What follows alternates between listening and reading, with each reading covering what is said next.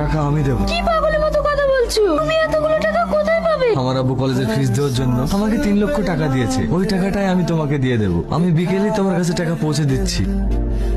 তোর জন্য দুটো নিউজ আছে, একটা গুড নিউজ আর একটা ব্যাড নিউজ। আগে শুনবি বল। সকাল সকাল আর ব্যাড নিউজ শোনাতে হবে না, আগে গুড নিউজটাই বল। গুড নিউজ এই, তুই না পুলিশের চাকরি পেয়ে গেছে। এ তুই কি বলছিস? ওর জন্য আমি অনেক দোয়া করেছি, ওর বলে আমার দোয়া কবুল করেছি। ব্যাড নিউজটা কি?